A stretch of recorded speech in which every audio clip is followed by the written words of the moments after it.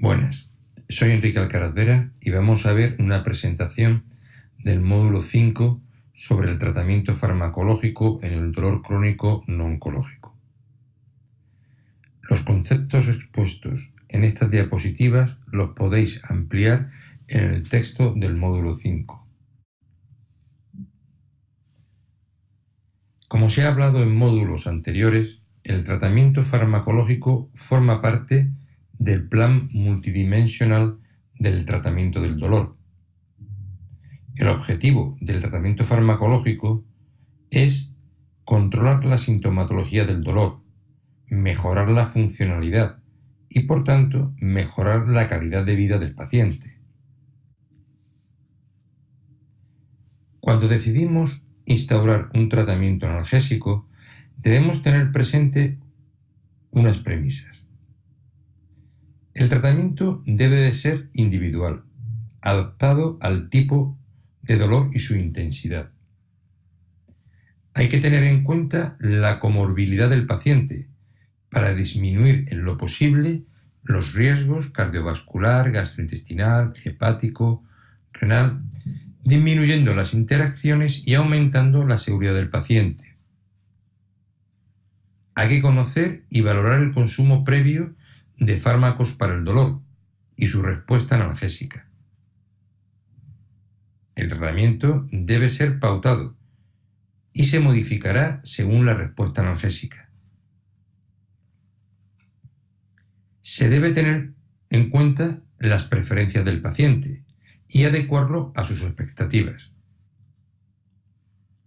Hay que informar sobre los beneficios y riesgos esperados con el tratamiento, con el objetivo de mejorar la efectividad, satisfacción y adherencia terapéutica. Y así atendemos al derecho a la información y toma de decisiones compartidas con el paciente. En el proceso de decisión terapéutica nos fundamentamos en la utilización adecuada de la escalera analgésica de la OMS y en el concepto del ascensor analgésico.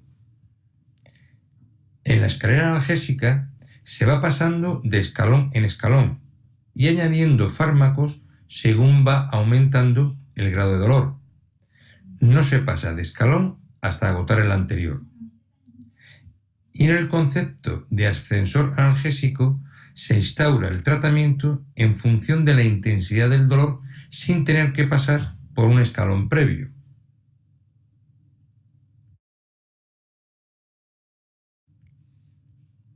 Actualmente, las nuevas estrategias van encaminadas hacia el tratamiento farmacológico en función del mecanismo específico del dolor. Primero se investiga y decide el tipo de dolor, nociceptivo, neuropático, mixto, y luego se utiliza la escalera o el ascensor terapéutico.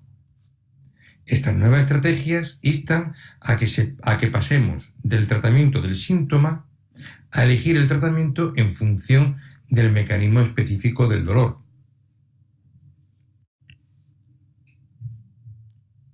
Así, en el dolor nociceptivo, de primera línea, sería en dolor leve, estaría el grupo de los analgésicos antiinflamatorios. Hay dos grupos, los inhibidores de la enzima ciclooxigenasa 1, conocido como COX-1, y los inhibidores de la ciclooxigenasa 2, los COX-2.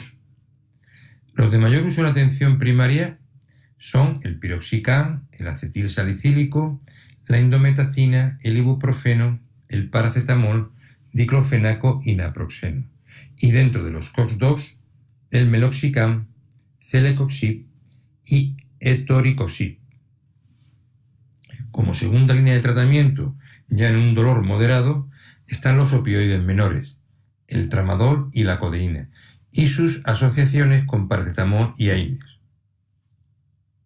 En una tercera línea de tratamiento, ya para un dolor severo, tendríamos los opioides mayores, morfina, fentanilo, oxicodona, tapentadol, buprenorfina. En la lectura complementaria del módulo encontraréis las características farmacológicas y las indicaciones de los distintos fármacos.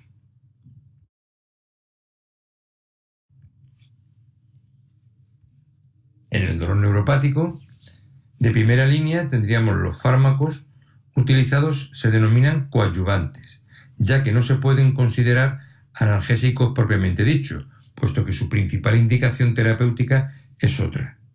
Y también tenemos fármacos tópicos. Entre los fármacos coadyuvantes, para dolor neuropático, utilizamos antidepresivos y antiepilépticos. Dentro de los antidepresivos tricíclicos, amitriptilina, nortriptilina e imipramina.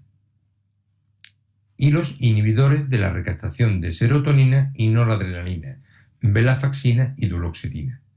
Y dentro de los antiepilépticos, la gabapentina, pregabalina, carbamazepina y topiramato. También como primera línea en el dolor neuropático se pueden utilizar fármacos tópicos, como la lidocaína y la capsaicina. Como segunda línea del dolor neuropático se puede utilizar cualquier opioide. Los más utilizados, tramadol, oxicodona, tapentadol.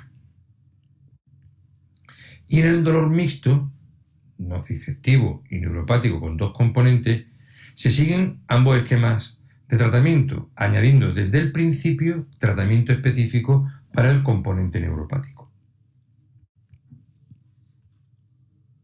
Otros fármacos tradicionalmente utilizados en el dolor, como son los corticoides, no tienen indicación ni se recomienda.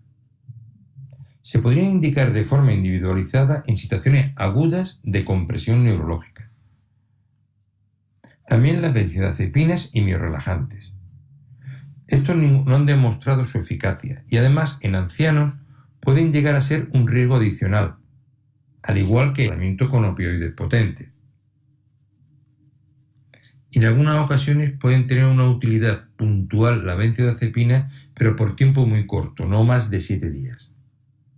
Y con los miorrelajantes hay una excepción, la ciclobenzaprina, con indicación específica en fibromialgia. Las vitaminas del grupo B no han demostrado eficacia y no se recomienda su utilización. Vamos a hacer unas breves consideraciones de los fármacos más utilizados en el paciente complejo, es decir, en el paciente anciano, polimedicado, con comorbilidad renal, hepática, cardiorrespiratoria y cerebrovascular. En el anciano con dolor crónico hay que considerar más la edad funcional que la edad cronológica. Se debe tener en cuenta que un mal control del dolor contribuye al deterioro cognitivo, a la depresión, trastornos del humor, además de generar discapacidad y deterioro de la calidad de vida diaria del paciente geriátrico. El tratamiento analgésico de elección en el anciano siempre es el paracetamol. Los analgésicos antiinflamatorios y los COPSIP en periodos cortos de tiempo cuando veamos un componente inflamatorio. No se deben de utilizar en el anciano los antidepresivos tricíclicos. Y en dolor moderado intenso que no se controla, podrían usarse los opioides. En el paciente polimedicado es muy importante valorar las interacciones farmacológicas, ya que existe un riesgo de interacciones farmacodinámicas por efecto aditivo o sinérgico y en ocasiones antagónicos. Así, por ejemplo, el paracetamol, evitar sobrepasar la dosis recomendada por hepatotoxicidad. Los antidepresivos tricíclicos potencian los efectos depresores del sistema nervioso central, sobre todo asociado también a otros depresores. Dentro de los que tienen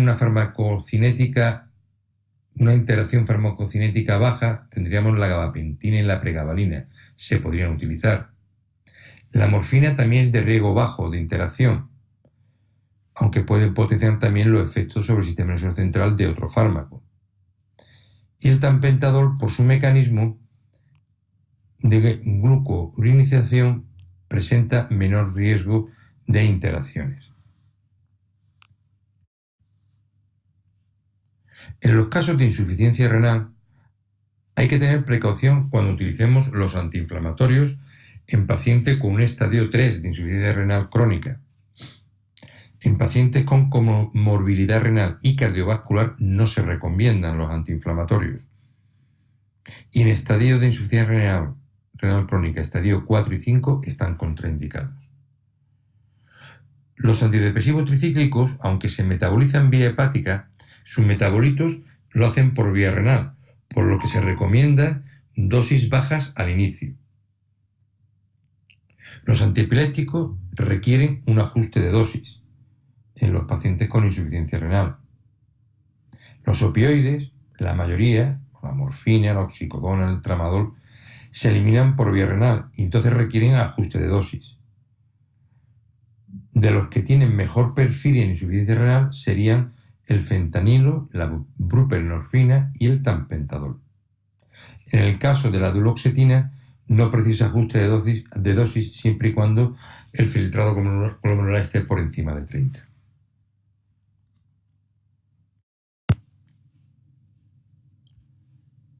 En la insuficiencia hepática, el paracetamol debemos disminuir la dosis y no sobrepasar el 1,5 grado cada 24 horas.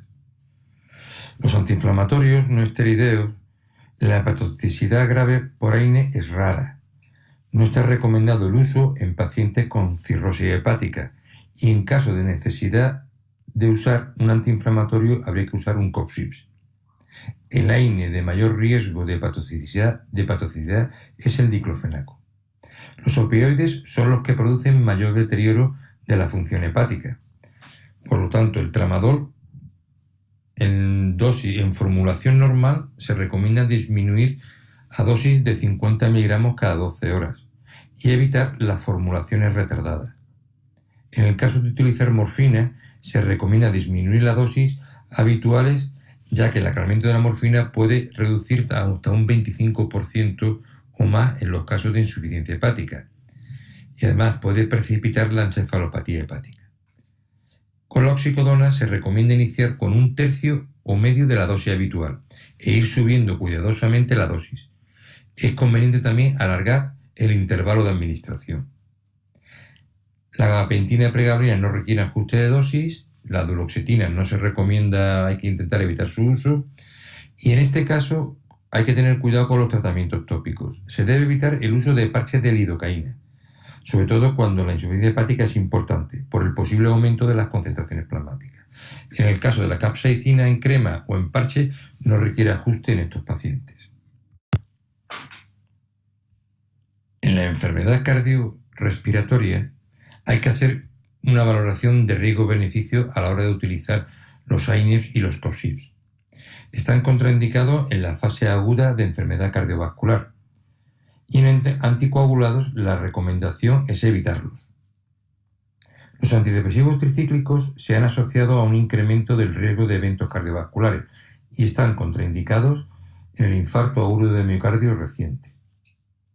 La gabapentina y pregabalina pueden causar edema periférico y ganancia de peso, lo que puede dificultar la evaluación en pacientes con insuficiencia cardíaca y enfermedad vascular periférica.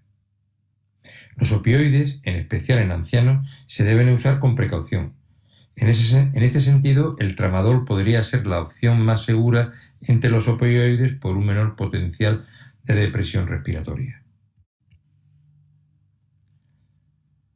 En la enfermedad cerebral y cerebrovasculares, los antidepresivos tricíclicos se pueden asociar a trastornos de memoria o déficit cognitivo y además pueden disminuir el umbral para el desarrollo de crisis comiciales en población vulnerable.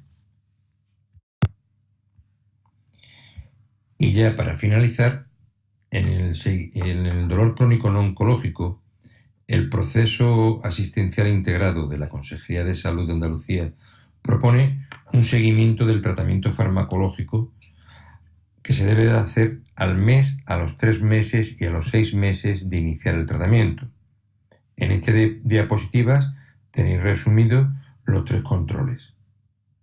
Espero que os haya sido de utilidad.